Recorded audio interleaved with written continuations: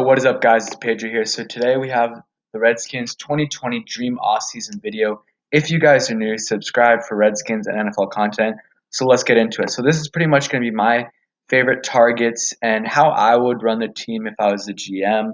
And all these things obviously aren't going to happen, and because other teams are involved. But if I was running, this is how I would do it. So first, we got to try to restructure Kerrigan's contract. We got about 61 million cap space. It'll show once I sign the free agents. So let's restructure this to 5.5 million dollars and spread it over the next couple of years. So that's that, and we're gonna trade Trent Williams, but let's go down a bit to the free agents that I got. So the free agents I got is Brennan Sheriff. Re-sign him. Let's do it about 14.5 million this year, because I do believe we're going to get a deal done, and maybe it's probably going to be like 16 or 15 the year after that. Eric Flowers, I'm going to say 7.5 million. I think we can get Bostic for relatively cheap. I don't know the exact pricing, but I would think it's about like let's do about 3.5 million. So, and then that rounds us off with a few others, Austin Hooper, and then we're gonna see how much money we have left. So Austin Hooper is probably gonna make about 11 million a year because he's the best tight end on the market. So I think he's gonna get a lot of money, and he would obviously be a great fit for our team. And Trey Boston, probably around $5.5 million. So, and then Bradbury, let's say I think he's good. I think we can sign him for 13.5 mil. So that rounds us off with $11.5 million in cap space with all these players signed. And I'll go down the list on why I re-signed and signed these players. So Sheriff, obviously one of our better guards. He's our best guard, arguably, and great player, and we got to get him under contract for the next few years to protect Dwayne Haskins. Same thing for Eric Flowers. Maybe make it a little more with incentives. I don't know, but I think that's a reasonable deal. $7.5 million. Also, guys, follow my Twitter and send me a picture. I'll leave the link of this roster thing of your roster, what you would do, so I can see what you guys want to do. And then Austin Hoop or John Bostic for 3.5. He's a solid linebacker. He's not that good with the 4-3, but I think he's still a good veteran to help us with help our younger players, because we do have a lot of young players. And then you got Austin Hooper. Obviously, we need a great tight end. And then you go down to Trey Boston, 5.5 mil. I think that's reasonable. Played under Ron Rivera last year and a few years before that when he was in Carolina. And same with James Bradbury. That would be the sweet spot. If we can get him for 13.5 million this year and then spread it out over like 15 over the next few years, that would be great. So we got 11.5 mil to work with, and obviously Trent Williams is really the biggest X factor here. We saved 12.5 mil. So there's a few possible trade destinations. We could go with the Vikings. They don't have much cap space, though. We could go with the Browns for a couple draft picks, or David Njoku. And there's a couple other teams, the Jets, Broncos, Cardinals. They're all reportedly interested in uh, trading for Trent Williams. So that could be a possibility. Today I heard a few reports that the Redskins would be interested in getting Stefon Diggs and Amari Cooper in free agency, or if Stefon Diggs becomes available. So that could be a possibility right here, just to trade them straight up. But I'm not going to do that. And so what I'm going to do is if I trade him, like if we go to the Vikings and look at their roster and look at Stefon Diggs, it is a lot of money, because look, that's 11.5 mil. So we would still save $1 million, but I don't think it would be smart to do, and I don't know if they would be willing to do it. I think it would be good because he is a little bit of a, I mean, he could be a locker room problem, but I don't think so. And I think if we get him, our receiving core will be one. I think top 10. You got Stefon Diggs, one of the better receivers in the league. You got Terry McLaurin, probably the best rookie wide receiver last year, and is just going to get better and better with this quarterback play, with better quarterback play. And then you got Steven Sims and maybe Kelvin Harmon. So I think this is possible, but for now, let's stick with a more realistic option. But I do think it is possible, but I'm not going to do this here just because I don't see it happening yet. So what I'm going to do, they don't do draft picks on this site, so I'm going to release him, but let's count it as we get a second and a fourth round pick for Trent Williams. And now we're at $24 million in cap space. So we got a lot of space. We got a lot of money to work with. We re-signed our guards. We got John Bostic, and we got a couple tight ends, and we got a safety. So right here, this is where we can either get a left tackle, or we can try to get a left tackle in free agency, or we can try to get someone in the draft. What I'm gonna do is I'm gonna get Kelvin Beachum from the New York Jets. He's their left tackle. Played pretty well last year.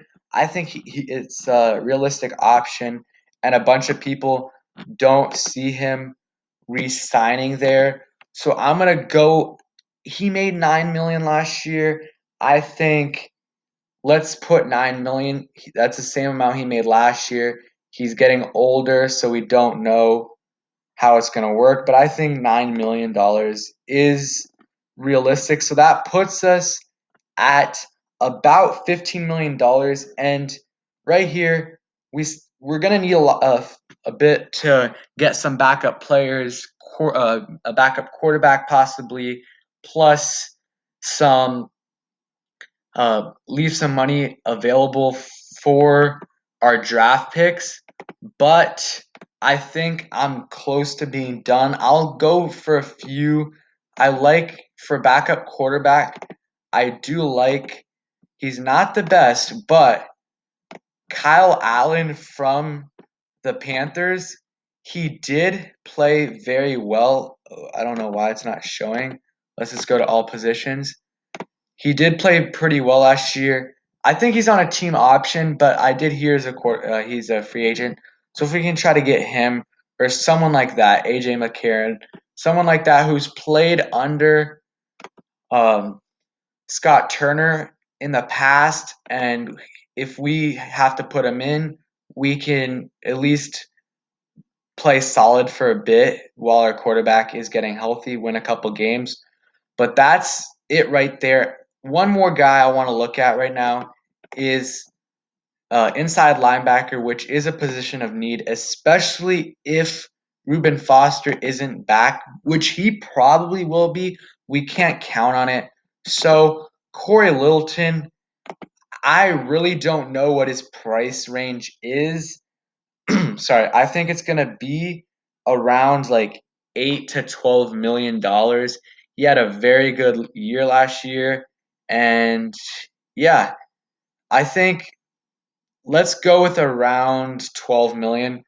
But if you look at our team right now, guys, our team is loaded. We signed. Let's go. Like again, guys, this is all. A lot of these contracts are speculation about reported market values. This site has market values, and we also have heard what James Bradbury wants, Austin Hooper, and Brandon Schiff. We pretty much know. So I'm gonna go around 10.5 mil right here, but so that puts us at $4 million in cap space. But there are a few other players I want to address, places I want to address to free up some cap space. So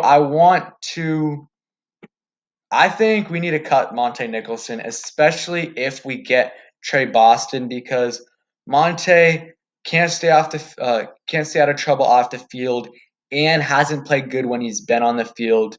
And I don't think Ron Rivera is gonna like him if he keeps on doing that. So I'm gonna cut him, especially since we got Trey Boston. If we don't get a safety, then I'm fine with keeping him. But if not, let's cut him just to get a little more space.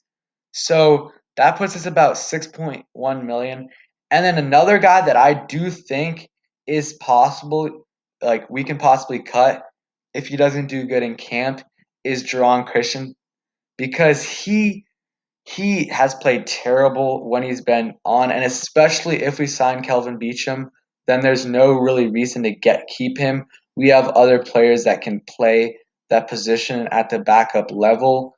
So I don't know. That's a borderline cut. There's a few others, but remember, right now I have $6.6 million in cap space.